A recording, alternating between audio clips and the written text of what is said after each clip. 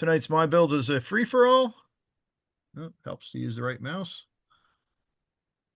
Here we go. And then first up, we've got Greg Cassidy. Hey, Greg, how you doing? Hi, Chris. I'm glad you made it. I offered my services if you were AWOL, but Yeah, it was supposed to be a 15-minute meeting turned into a 40-minute meeting, so these things happen. But, well, I'm glad you made it. yeah, ready. All right, so let's see. First up, we've got your Ute Okay, Creek. I'm starting on a new ON18 layout, and I'm just still in the beginning stages of it. But my backstory is all created. This is going to be the Ute Creek Railroad in northern New Mexico, and it will run from the French Henry mine down to a 50-ton stamp mill at Cameron River, taking the ore down there.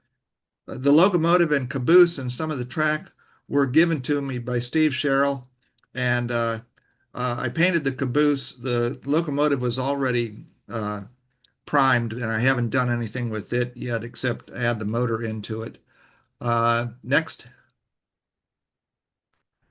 While I was at the O Narrow show in Harrisburg, I picked up a couple of the Carroll Creek hoppers, and I've started getting them ready. I just put some paint on them and got the wheels and couplers on them, but they still will need some more work as well. Um, but at least I got something that I can run around the track now. So next. Now, I also have in my basement our club's N scale layout, and this is a temporary layout that we take to shows with us to promote our scholarship campaign.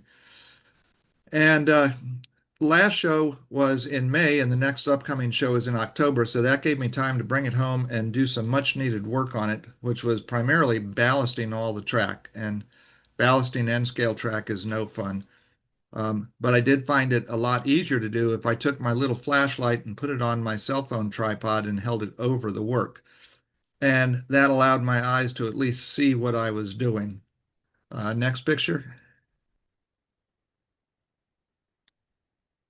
And this was a glorious stage where I finally got the ballast coming from two directions to meet. Unfortunately, there's no golden spike for a ballast. But I did get it done. I had done much of the work on the layout the preceding summer, getting it ready for the winter shows. Um, and so now this was just ongoing maintenance. Next slide. Now, one of the things that we needed to include was a kit that had been donated to us by Mud Creek Models. We have a number of donated kits on the layout, both from Mud Creek Models and from Motrac Models. And this latest one is Gates Oil. And after I built it, then I had to find a place on the layout for it. And we had thought it might fit in a corner, but it was too big for that. So I took an area that had been sort of a, a field that had trees and stuff in it. And fortunately, it was created with a water soluble PVA, and I just let it soak for a little bit and was able to scrape most of it off. And that's where the Gates oil was going to then go. Next slide. And of course, after I built it, this is it in place. And you'll also see the other two structures there are also Mud Creek models. Now, my story behind Gates Oil is they used to be a gas station, but when the new Gulf station moved into town, they couldn't compete. So they removed their gas pumps, but they kept being an oil dealer, and they also got a Suburban propane franchise. So now they sell fuel oil and Suburban propane. But I left the island for the gas pumps in front because I think those are really cool. Next slide. And this picture shows that I had also put in some propane storage tanks and put an N-scale fence around it and a little Motrac Models shack there. Um, and so this ended up working out pretty well. We found a nice place for it. And I think there's one more slide. Do we have another one? Yep. Yes. And the last thing that I did to kind of fill out the layout was I got some Moose Creek trees from Conowingo Models. And I want to tell you, these are some of the best evergreen trees I've ever seen.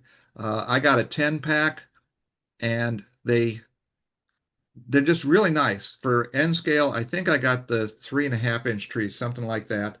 I just poked holes in the styrofoam, which is the base of our layout, and put them all around the layout. And they were one of the best things that I got for it. I wish Moose Creek did deciduous trees as well. Yeah, I've been trying to bug the guy to get into that stuff, but yeah, those trees sold like they're going out of style last weekend. I think I have no idea. I brought a huge box and then some, and I have like 4 packs left.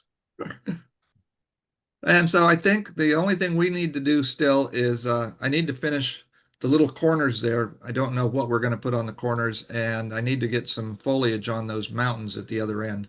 But then our portable layout will be done. Everything comes off of it when we transport it. We have a lid that goes over it.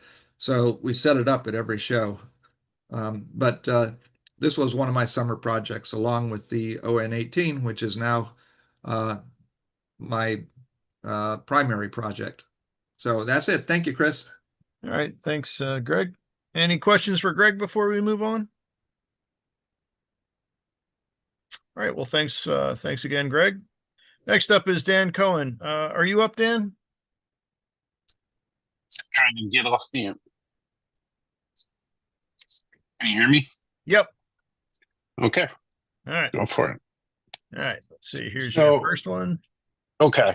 So let me first start by saying that I'm an OG on this show. I've been around since it started, and I didn't have any skill or idea how to model.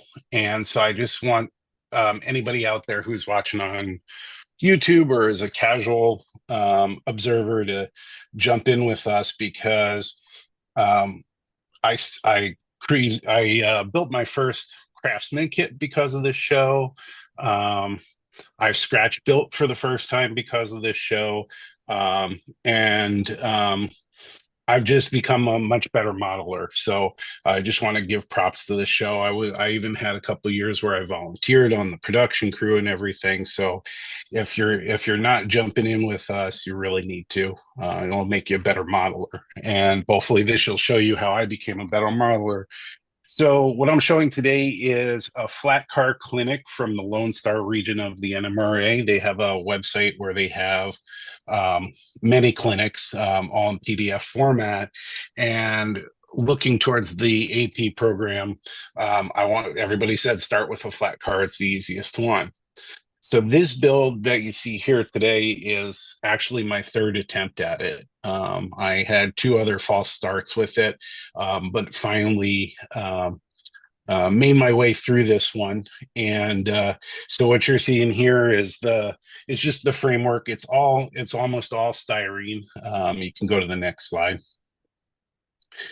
And I'm following the clinic exactly as is, because I don't really have any idea how to build these things, and I'm not an expert on cars. I don't know specifics of cars and locomotives, so I'm following through with the build. Go ahead with the next one.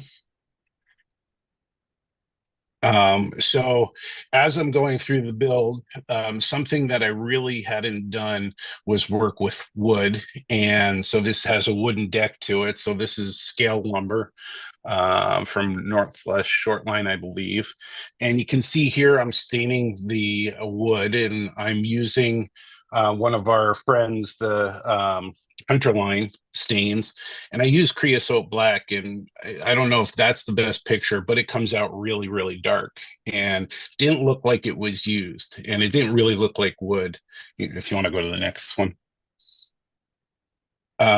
So let me go back. I thought there was another one on there. There might be a finished one, but this was too dark. So trying to find a way to fix that, and not having a lot of experience, I know how to dry brush. So I decided to do that with some burnt umber craft paint and some of this like off-white Vallejo paint. And later on, you should see another picture. It came out surprisingly well. It shocked me how it came out, but it was just too dark this way. So, okay, go ahead. So the underside, following their instructions, you see here some commercial parts, which is the brake rigging and everything. Again, I had no idea how to put these on, so I was just looking at pictures and trying to figure out where they did it in their clinic. But because I was doing this for the Master Model Railroader, my goal is to have a New Jersey Transit layout. I grew up out east on the Northeast Corridor. So I did find a New Jersey Transit flat car. So I was loosely basing it off of that. Go ahead, next one. Another thing that I was going to talk about is I got into 3D printing through this show, and I think Earl Hackett's on the show. He had presented a couple of years ago how to do 3D drawing or 3D CAD drawing for 3D printing. And so that got me started with 3D printing with the program he used called Onshape. This is not my design, but I pulled this off of somebody else's design to be so that this could be a catenary maintenance vehicle. And so that's simulating the wiring. And so that's just painted to look like wire and wood spools. Go ahead. Okay, so here you see some of the wood decking. I think this is the best feature of the model, at least in my opinion. But I didn't put the wood decking on when I stained it. I kept it off, then did the dry brushing. That way, when I put it on, it was more random, and you got spots that looked really used and spots that didn't look as used, and came out okay. These pockets on the side were absolutely the worst to build. You had to use this tiny styrene and melt it together and get it together evenly, all of them looking almost like the same size. So that wasn't my favorite part of it, but I got through that with some stops and starts. Go ahead. And so I submitted this in May for evaluation at our Thousand Lakes Region Convention, and actually got a merit award, which was absolutely surprising to me. It's the first merit award I received. It received 96 points, and even more startling was it had the highest point total at the convention, so it also won Best in Show. Oh, congratulations. Thank you. Is there another? I don't know if there's final slide. Okay. So the reason I'm showing this is this car was, when it's built, it's all styrene. So it has absolutely no weight to it. And so to make it be able to run on a layout or just get it on the tracks and stay on the tracks, it needed some weight. And there are all kinds of suggestions I got. But I also wanted, again, for it to be functional for the layout. So this is a catenary maintenance of car. It has this contraption on top, so obviously that the workers can get up to the catenary. But it had what looks like a transformer of some kind, and on one end, and then it had on the other end, it had what looked like an air conditioner or some kind of radiator or something. So I went back to my 3D printing, and I designed it to house some car weights. I have those 1/4 ounce car weights. I bought like a box of 250 of them, so I'll have them for like 10 years. And so they don't look exactly like this. They're differently sized, but they're just there to cover up the weights, and that's how I weighted the car. But the next, I think it's probably, so here might be it. So these are the pieces that were added to the car, and then the wire coils in the middle. All right, let's see if there's one. Nope, I guess one more. Okay, so here it is. Finished work. Yep. So here it is finished. So you see they don't look exactly the same. They're just representative, and I just needed a way to hide the weights. And um, I think the most critical they were of the car was really on the sides with the decals weren't great, and I actually scratched around where the NJTR was, and so there was some exposed paint there and everything. Um, but you know, I follow, it was surprising to me to be able to get it finished after two other attempts. And so now what I'm doing is I'm taking the base of that, I'm taking that clinic, but I'm 3D printing as my next attempt a gondola based on that. So I've been working on that. Maybe at a future my build, I can um, add pictures of how that gondola came out. Thank you. All right, thanks, Dan. Very nice work. Are there any questions for Dan? Comments? Dan, it's Greg. I'm really glad to see you moving forward with all this stuff. And I've been Thanks. following some of your YouTubes. And like you say, anybody can just really jump in and start on this stuff. I think people are getting sick of me saying just jump in, but that's kind of my hashtag for everything. But it really, that was my the I got frustrated early on in the hobby because that I couldn't just like lay down scenery. I couldn't just move forward. There was something blocking me. And I finally said, I'm going to cut open that bag of scenery and just dump it on the table. And where it comes out, I'm going to glue it down. And from there, I was able to just keep moving. So that's where I came up Step with is it. almost always the hardest one. Yep. Yep. But So I can appreciate see that. the wood on your decking now, and I see how it came out lighter with the dry brushing. That looks great. It gives it that used look. Yeah, I'll have to share with people more pictures without the load on it because you really get to see that feature. It's so scary starting with dark and going to light. Yeah. It just is. I'm glad you didn't get discouraged. Well, yeah, because I had to keep going, and actually, part of the doing this stuff on YouTube is actually to keep me honest and keep me going. And how, with other people wanting to see how I'm doing, that's what's going to keep me going with it. And I thought, oh my God, I do not want to do this, a fourth time. And so, yeah, I kept going on it. Yeah, it came out great. Thank you. And thanks for the wonderful compliments about the show. I know I've been on it for a long time, and I know that there's several others that have been on it for a long time, and it's great to finally hear that that validation for the work that everybody's been doing. Absolutely. So Thank you. all right, thank you. All right, next up we've got Bob Farquhar. Are you up, Bob? I've heard of him. Oh, you have. Okay. Is that your scratch building project in the lower right corner there? Yeah, that's how it starts, right? Yep. All right. I just finished this one for a guy. It's Bar Mills, four-fingered Tonys, and they changed the sign. I made a new sign for pillars. I don't, must be a family member or something. But anyway, I just finished that one the other day. And I don't think no, another Yeah. picture. Oh, sorry. All right, here we go. Just a different angle, yeah. Go ahead. Yep. Now this one is from, I did this quite a few years ago, a sketch kit bash. This one is from a Scale Structures, Wisher Washers Company, whatever. And I detailed the interior, have lighting and everything else. I don't have pictures of the lighting done, but yeah.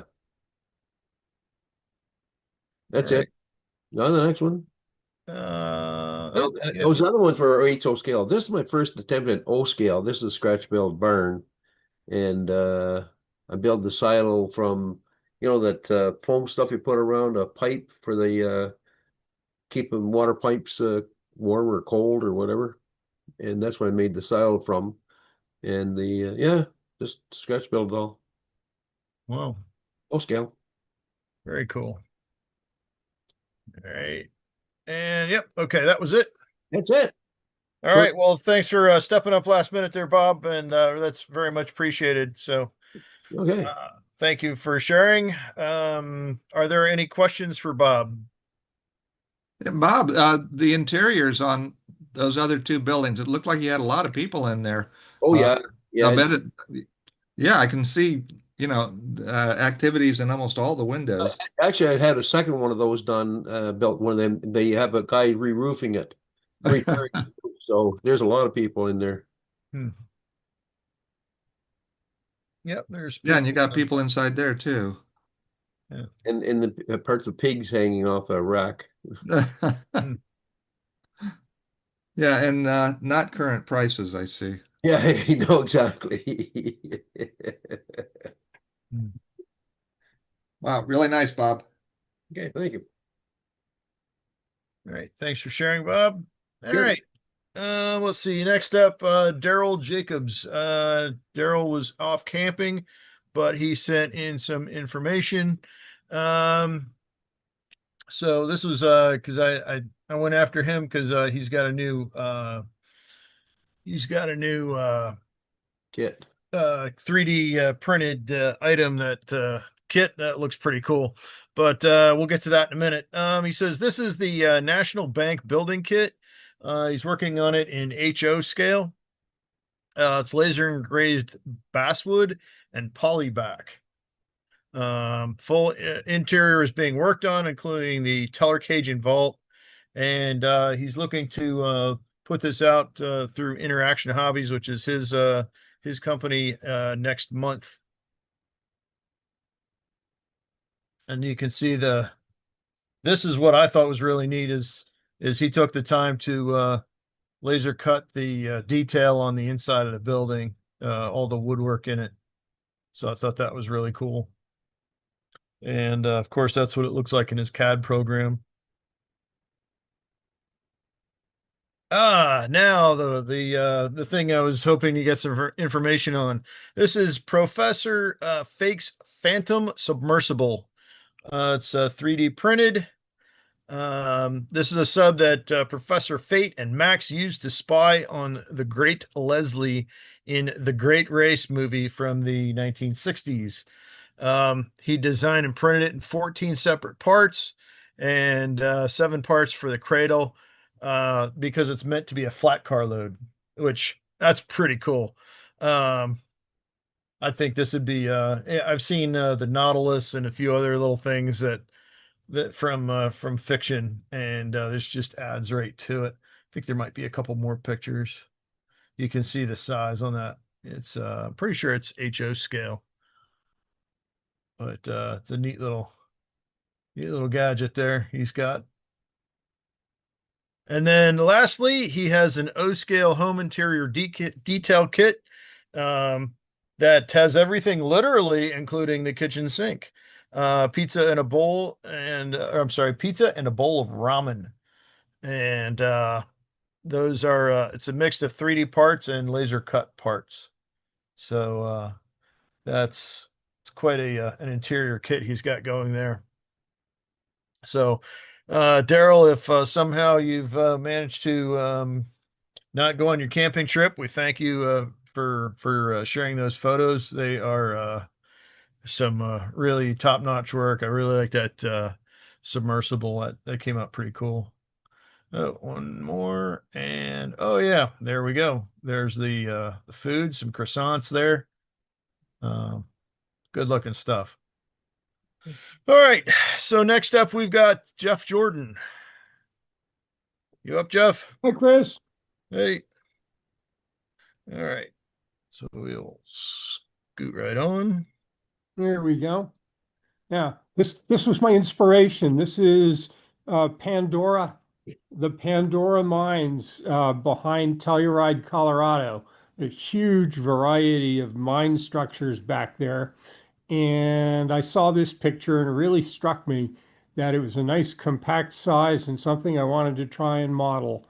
And then Mike McCarville brought out an O-scale powerhouse kit for the mines as well, and that really got me going. And so I had to get to work on the mill building, and so that one got built as well, but it's entirely scratch built. So I got a couple of pictures of both buildings, which are just off my workbench. here's the mine mill building. And this is all O scale. And this is scratch built except for the windows, which are Grant Line castings. But otherwise, it's got a plywood core and is planked with over 300 coffee stirrers. And the roofing is from Full Circle Models, and they're terrific embossed paper corrugation. And actually, Mike McCarville put me onto that with his kit, and I liked it so much I bought more of it to put on the roof of this building as well. Though it comes in long horizontal strips, I took the time to painstakingly slice it into 3 foot wide panels. And so it doesn't show that much in this photo, but you'll see in some of the other photos that each one of those is individual panels. And a new technique as well, the weathering is with pan pastels, which has a very short learning process to figure out how they work. And I'm very happy with the weathering and rusting that I've got on that. You'll especially see it on the next slide with the other building, which is all corrugation. Here's the other side of the mill building. And there you can see in the roof all the individual panels, each individually applied and overlapped, and then highlighted with the pan pastels to pick out the seams even more and to streak them with dirt and rust. And then to the left, and we got another photo here, will feature the powerhouse more specifically. There she is. And that is actually a reproduction of an actual structure that stood in behind Telluride around the Pandora mines. It's called the Pandora Boiler House and is a Mike McCarville kit. I had been pushing him to do something in O scale. As you may know, he does a tremendous amount of Colorado structures in HO scale. And when he said that he was going to do something in O, I definitely had to pick that up. And so this is his kit. And again, with the Full Circle corrugated siding on it. And again, highlighted with the pan pastels and several passes to bring out the seams, since I did all the work to have all those seams. And then a little dirt, a little streaking, a little rust. And then I found that, at least for me, on a gray building, it pulled it all together by overcoating it with a very, very light coat of their gray, toned everything down, blended it, and pulled it all together. And then I think we've got one more just from the end of the powerhouse. Yeah, there she is. The other nice thing about this is when this is installed permanently, the back of the powerhouse and the back of the mill building won't be visible. So it gave me a great place to experiment on the siding, that if I was going to mess up the siding, it would be on the back. I learned how to do it. And by the time I got the back done, I was all set to do the other sides and the roof and all those panels and all that highlighting. And one of the interesting things I learned in researching this and looking at the original photograph is I asked, why in the world are all the windows white? You wouldn't think that they would be painting stuff white. And the answer is, in the period where they were building these, they literally mail ordered the windows and doors, and they arrived in a boxcar ready to go, primed in white. And since they're busy mining, they're not going to paint anything else. So they just took them straight out and stuck them into the building in their white primer. Mm-hmm. And you see that in a lot of the mine photographs, that somewhat incongruously, these buildings have white windows. Yeah, it makes perfect sense. Yeah, so they're not going to, it came painted good enough. I may tone them down just a little bit. They're white right now. They're just white primer. I may dull them down. Everything has been coated liberally with Tamiya matte clear. and the Powerhouse, I think the tone is just right. The wood siding might be just a little bright yet, and I might tone it down a little bit more. But I really liked the way that worked. That is just coffee stirrers stained with Hunterline stains, and the variation in the siding is just the natural variation in the coffee stirrers, and gives you a nice variation. I did stain some of them once and stain some of them twice to try and make sure I got some more variation. But just the stain and then and a matte coat, in my mind, gave it a very convincing weathered wood look. And these buildings were often just bare wood. Yeah, one thing that I've had some luck with trying to tone down stuff like this is if you kind of dilute out a little bit of the Hunterline concrete, um, Oh, and that'll dull it down a little bit. yeah, I also play around with the Hunterline driftwood, which is a very light gray, uh, and also does not add a lot of color. Yeah, that's my go-to. But that's what I've been up to. Both of these buildings were on the workbench and they just came off the workbench. And right now they're on my little switching layout. Yeah. Well, thanks for sharing, Jeff. Are there any questions for Jeff? Okay. Well, thanks again, Jeff. And Thank you. we look to seeing what you come up with in the future. Thanks. All right. Let's see. Next up is Pat Rivard. I think you're here somewhere, aren't you, Pat? I am here. All right. Let's see. Oh, yes, the water car. That was a real challenge. The flat car I scratch built, and this was entered into the Master Builder Cars in my AP award, which was accepted. The tank car I made from a paint roller, a small one. I tore all the material off the paint roller, and I scraped it, the glue off, and then I sanded the heck out of it, and then I used it as used the Grant Line ends on there for the tank car. Hmm. Then I built the framework underneath that, and I built the stand in which you climb up to get to the lid to open it up. It's quite a challenge. The pump system, that one there where the pipe come out of, that was an old brake cylinder in G scale. And the pump itself is from a white metal kit. And the engine is actually a diesel engine I had picked up out of my junk pile. So I fitted everything in with pipes and then a hose on the deck and everything else. And of course, the fly car has all the details, the KD couplers and the airlines, all that stuff. Cool. Yeah, that was quite a challenge.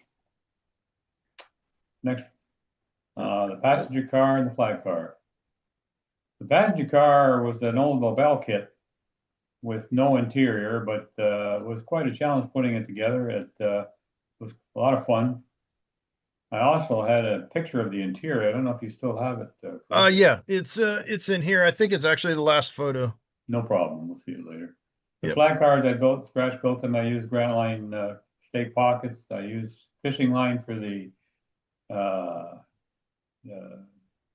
what do you call it? The tensioner rods underneath, and the those are little metal parts of this fishing rod is put through, and it was quite fun because they were solid when I got them, and I had to drill them out. So you can imagine trying to drill out them little things. I think I poked myself a few times while I did it. Anyway. If you're not Yeah. poking yourself, you're not trying. No, I'm not trying. That's right. Anyway, there's a full brake gear system underneath of it as well. Next. This is my rendition of a fuel car. I had one of those tanks from an old kit, rosin kit I had. It wasn't a kit, it was just a rosin tank that I had. I didn't know what to do with it. So I figured, well, this would make a good tank car for fuel. This is my rendition of what they might have used up in the mountains when they had the bulldozers up there pushing logs around. there's a pump system that hooked onto that also. And I thought, well, why not put a light on so you can use it at night? So I did that too. And I used tanks and put them in there. Those are rosin casting tanks. Then there was a boxes and barrels and chains across the opening so they wouldn't fall off the thing when you're rolling down the track. And of course, there's another one of those flat cars I scratch built.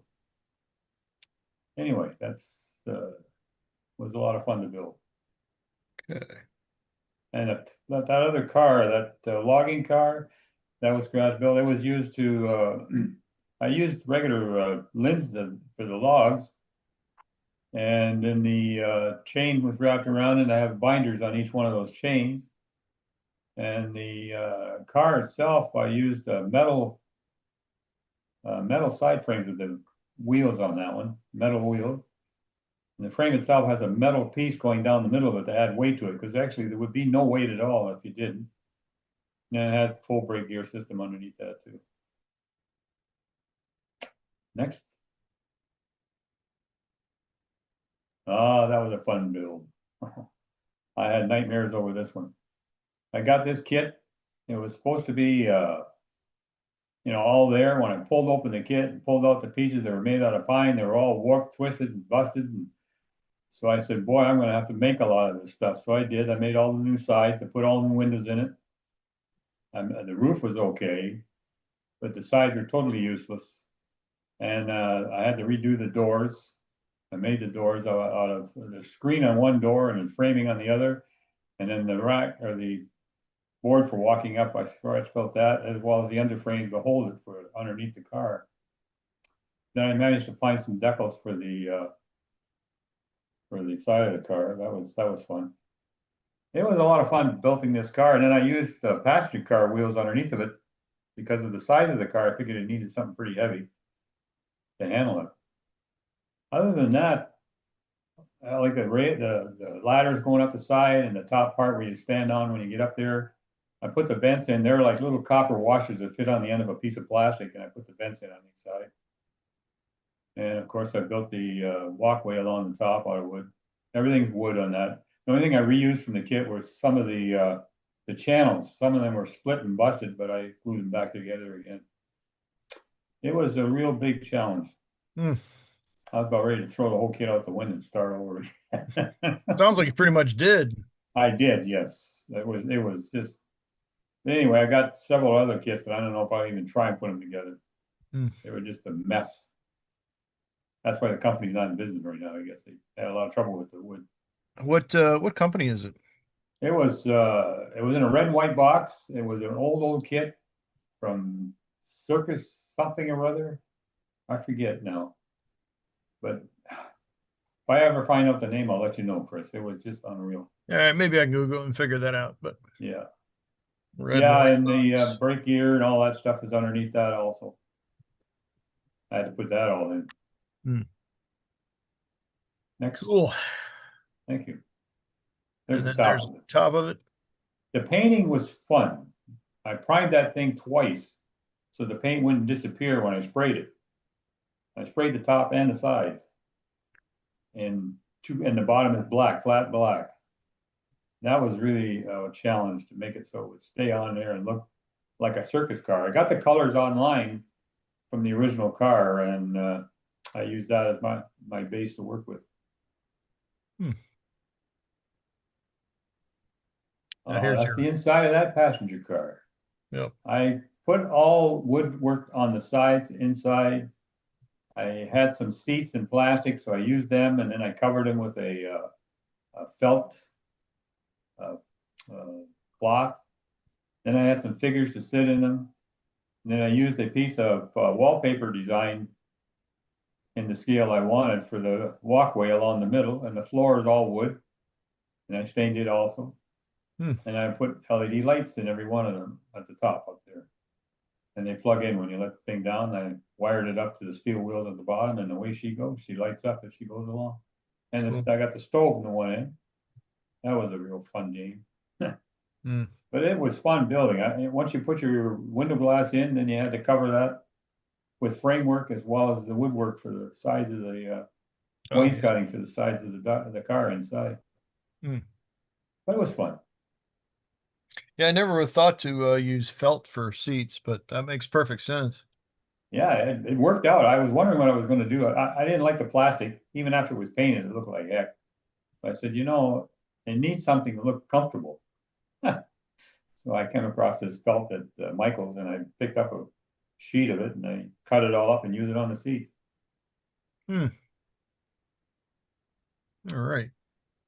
I don't know if there's any more pictures or not. I think that one is it. So, thanks, Pat. You're Are very there welcome. any questions for Pat? Shoot away. Hey, Pat, Lee. Yeah. I like the interior work. Very, very well done. And Thank you. the surface color car is that's cool. Very unique stuff. Thank you. Yeah. Thank you. Yeah. It was fun. Those I like a challenge when I got it. those circuit or circus car kits, the extra ones, we should send them to Martin Breckbell. It's right up his alley. He loves that kind of stuff. Yeah, it is. But it was fun. The circus car, I had the picture of the circus car, and I had some of the plans, but it didn't help me out much. I opened the kit and found out all the parts were warped. Mine will not work when it comes to building kits. It warps too easily. Yeah. That's why a lot of them went to Basswood. Yeah. Can you speak how you mounted the roof? I assume somehow you have electrical connection to those lights? Yes, and it comes down and it has a miniature plug on one end, the wiring, and it comes down in a plastic tube along the back on the end of the car and goes straight down to the floor. And underneath the floor, I run it to pickup tabs on each one of the wheels. Okay, thank you. You're welcome. Cool. All right. Any more questions for Pat? All righty. Well, thanks, Pat. You're welcome. Thank Look you. forward to seeing what you come up with next time. All right. Next up, we have Gary Shergold. You up, Gary? I'm here. All righty. Yeah, back on July 5th, our club got together for a summer gathering, and we went up to the Moortown Museum, which is just south of Sarnia in Ontario. And Sarnia is just across from Port Huron in Michigan. But anyway, we went to this museum, which is about 20 minutes south of Sarnia. And while viewing the museum, it was the railroad days. So we went up there, and while we were there, I came across this layout. This is an ON30 layout. And when I saw this, I thought of Tom and someone that had mentioned ON30, that's not a modeling scale. Well, wait till you see this one. This is about 10 feet long and about 2 feet wide. And it has a track in behind it where the train comes through the trees and goes through the layout, and then from left to right or right to left. And you can go back into the trees. So you can get a continuous run. It's in two pieces. So next slide. This model was built by Seaman Elborn. Now, I hope I pronounce his name right. It's Sleeman Elborn, and he's from the Sarnia area. And when I got talking to him, of course, I asked him the scale, and he told me ON30. And then we got talking about the cars and the buildings and everything else. And I said, what kits did you use and that? And he says, everything on there is scratch built. Now, the background is wallpaper. And he went to the gentleman that sold this product. And he said to the gentleman, look, all I want are the trees. And I guess the gentleman sold him a section of this wallpaper with just the trees. And that's what his background is.